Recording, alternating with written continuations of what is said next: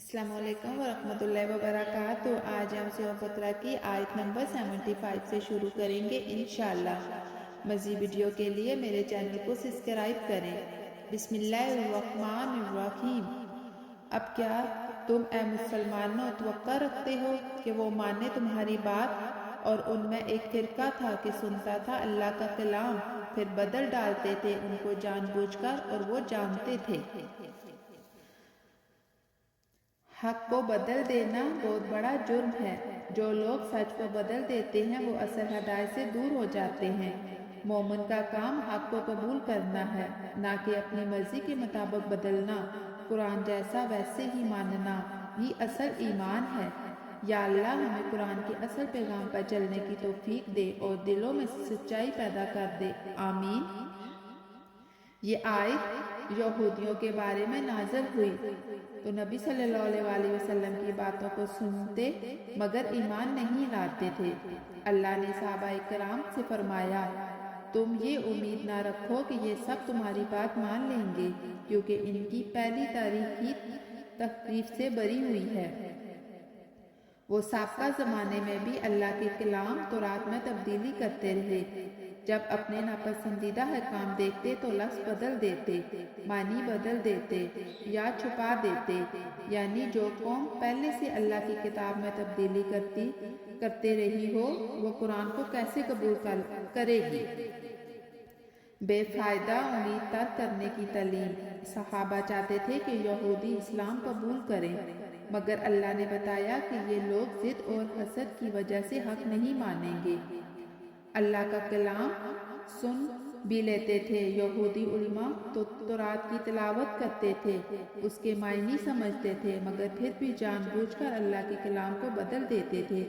कुछ हकाम हटा देते, कुछ बदल देते, कुछ का मफ़हूम बदल देते, कुछ को छुपा देते। ये सब रास्ता गुमराही थी। जो इंसान ज़िद और अना का कैदी बन जाए वो हक सुनकर भी नहीं बदलता। अल्लाह का कलाम हदायत है, इसे बदलकर अपने फ़ायदे की चीज़ बनाना सबसे बड़ा जुल्म है।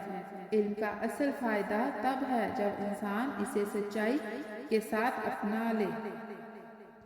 हक को कबूल करने के लिए दिल का साफ होना ज़रूरी है, वरना निशानियाँ भी बेफ़ायदा हैं। हदायत अल्लाह देती है, मगर इसके लिए इंसान का दिल तैयार होना ज़रूरी है। इस आयत में बहुत सारे हमारे लिए पैगाम और फ़ायदे हैं। बस अल्लाह ताला हमें इस पर चलने और अमल करने की तौफीक अता फरमाए। आयत नंबर 76।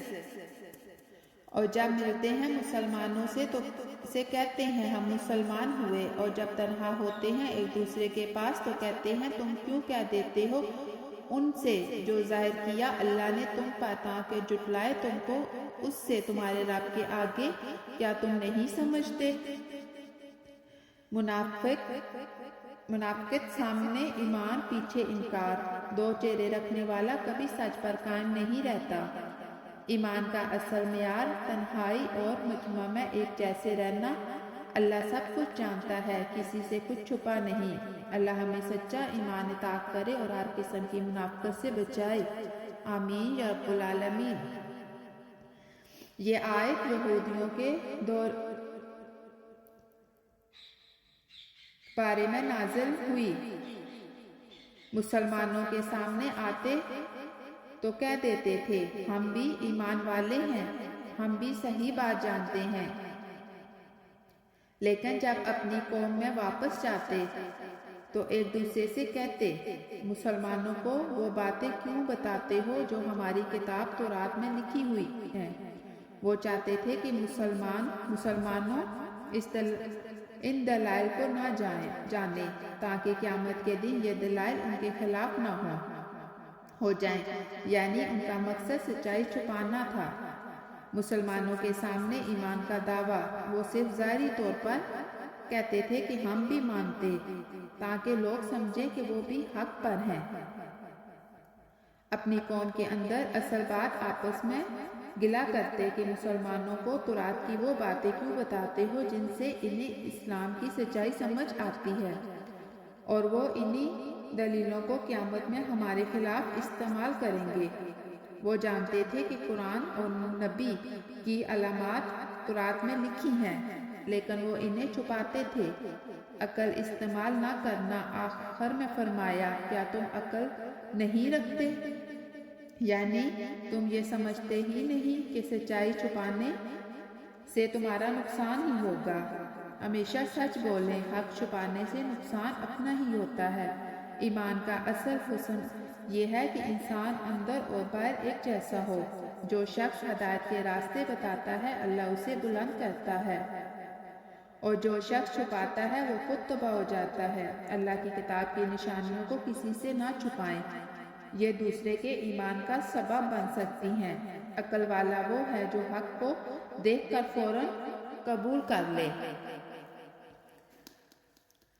منافقین کبھی ایک آدھ بات خوشامد میں اپنے ایمان کی سچائی جتلانے کے لیے مسلمانوں سے کہہ دیتے تھے کہ تورات میں رسول اللہ صلی اللہ علیہ وسلم کے متعلق بشارت آئی، یا قرآن مجید کے متعلق خبر آئی، وغیرہ وغیرہ۔ اس پر دوسرے لوگ ان کو ملامت کرتے تھے۔